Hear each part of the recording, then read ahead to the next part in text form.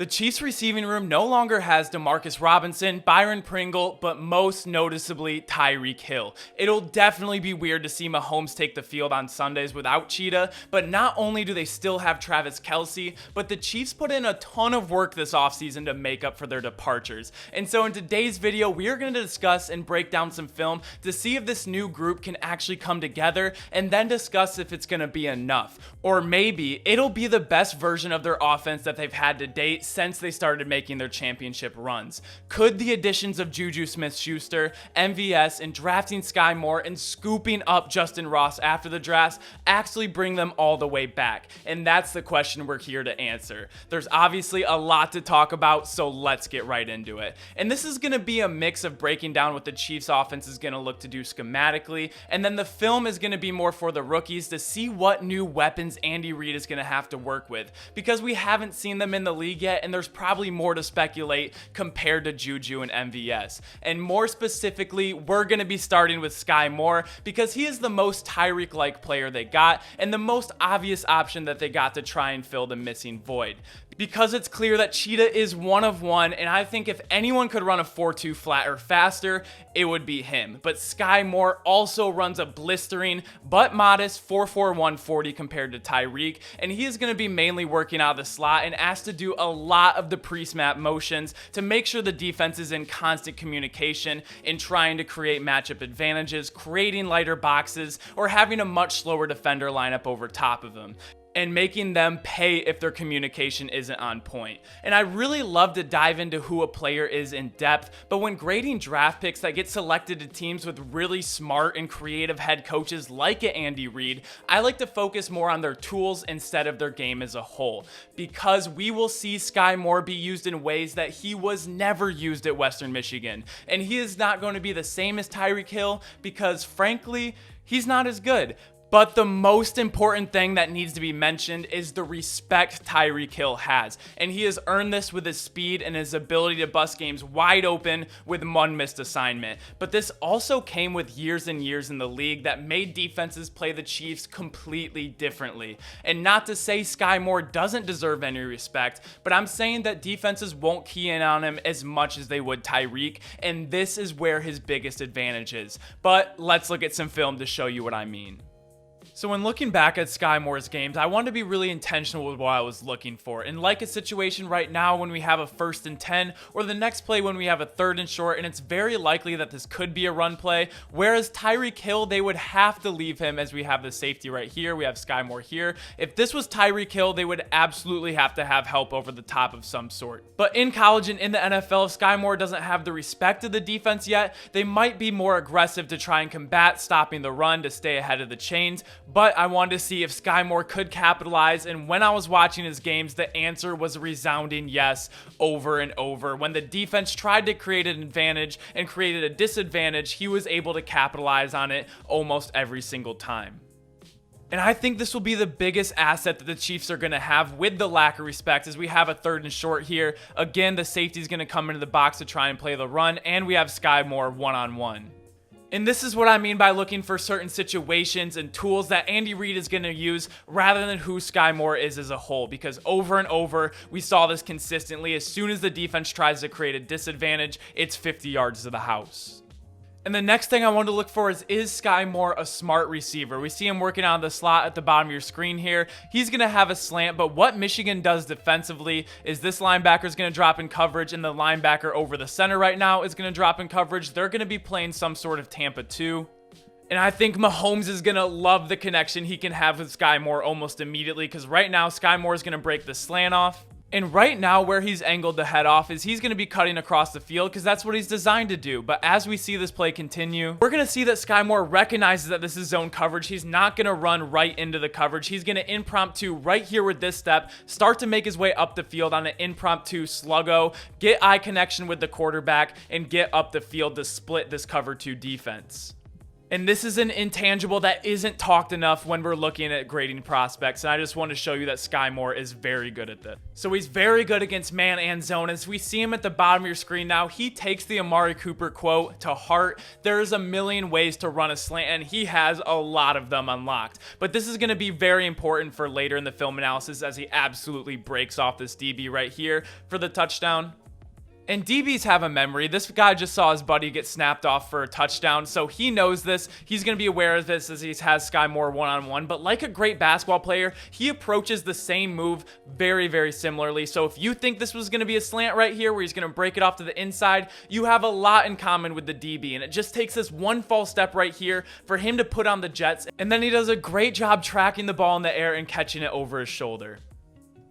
And so what I really took away, I was super happy to see that he wasn't a one-trick pony, but he was able to punish DBs in the slot, on the outside, and man-to-man coverage. He was very smart in zone, and the way he sets up his routes look very similar, and I can see Andy Reid using him all over the field and in a ton of ways that he wasn't used in my hometown of Kalamazoo, Michigan with the Western Michigan Broncos. And moving on to our next rookie, we have Justyn Ross, who has an absolutely mind-boggling story. After a freshman year where he deservingly blew up in the public eye, he was heralded as his first-round pick with a guy with great size, speed, route running, and having the knack for the spectacular. But there's a reason he went undrafted. He is dealing with a pretty serious injury, but already seeing him make some of these ridiculous catches in rookie minicamp has to have the league throwing up that they let him slide to the Chiefs, even though they all had the opportunity not to let this happen. But this is the luxury you get when you're a top team. You get to take these chances with really no real risk at all. Mahomes has never had a guy, in my opinion, that he can just lob it up to. He's always had Old Reliable and Travis Kelce and a bunch of smaller track guys with absolute burners. But again, looking at traits that we can start to see how he's going to be used in this Chiefs offense, let's take a look at a couple plays. In this first play, we're going to start mid-play where Trevor Lawrence is in a bad situation. He's going to have to scramble, he's breaking the pocket, and it is the winding seconds of the first half against Louisville. And what Trevor Lawrence just likes to do is he sees his guy, he's going to throw it up, and this says a lot right here. This just simply puts and says, I'm 6'4", I'm taller than you, I can jump higher than you, I have longer arms than you, I'm more athletic, and even if there's 3 of you in the area, I'm going to be the one to come down with it and get 2 feet in bounds. But there is an art to it. It's just not throwing it up. There's actually a skill to this, and Justyn Ross demonstrates this perfectly against Syracuse as he immediately gets separation against the much smaller DB, and instead of creating more separations drifting further to the sidelines, he's actually going to try and stack him and then lean into the DB as they're going down the field. He's pushing his way all the way back to the numbers, giving Trevor Lawrence a much more easier throwing window to the sideline, and he's going to be able to go up with his huge frame and with his agility to come down with this for a huge catch. And so when looking at elite traits, this is something I don't think Patrick Mahomes has had in his young career. What T. Higgins does for Joe Burrow, what Mike Williams does for Justin Herbert, when there's really nothing there, but you see a matchup and you trust your guy to go up and get it over anyone else. And he's so good that you don't even have to have a quarterback to make an execution like this. You can have a running back throw it to him. And we just saw this over and over in his career. So if you were looking for a guy to be your number one, the injuries are a concern. But when looking at elite traits like this is going to add so much to this Chiefs offense. But I think I would be remiss if I just labeled him as a jump ball threat, even though if that's all he did on this Chiefs team with deep balls and deep posts, he does have elite route running ability and he has really good speed. And I think his speed at the combine was the biggest surprise outside of Kyle Hamilton, but I think that had a lot to do with his injury. He looks much faster and he's shown the elusiveness throughout college as defenses play a lot of soft coverage for him to just get it in a screen and take it 20-30 yards. Now, these are the newest draftees, but what can be really overlooked is MVS and Juju Smith-Schuster. Juju has been heavily criticized for his off-the-field antics with his obsession with TikTok dances, and it's funny that people started to care a lot more about this when the Steelers started to lose, but I'm not here to judge anyone besides what they do on the gridiron. So when we scope in on Juju in that sense, we have a guy who has a Pro Bowl under his belt and when healthy, a real asset to his team. And people always mention that he isn't a true number one and his productivity dropped when AB left, but in my head, it's kind of of course that would happen, AB is a generational talent and commands a lot of attention. Their offensive line got exponentially worse, and the Hall of Fame quarterback Big Ben looked like he had taken 20 step backs in terms of what he was in the past. And in this season that everyone likes to talk about, he still went out for 831 yards and 9 touchdowns. But now he's in a much better situation in terms of quarterback, offensive line, and wide receiving core. And he reminds me of a smaller, faster, tight end playing receiver. Calling him a possession receiver kind of seems like a knock, but like Travis Kelce, he is very comfortable navigating the middle of the field. His size and how he aggressively comes back to the ball makes him a very quarterback-friendly target. And even though they are very different players off the field, Juju's game has always reminded me of someone like Anquan Boldin. He can play all over the field and is an exceptional and willing run blocker. He's going to make catches over the middle. He's going to make these toe tap catches on the sidelines. And I really think he is going to become Mahomes' go-to receiver in general, but especially in these third down situations and in the red zone, as I suspect teams will really try and blanket Travis Kelce in those situations.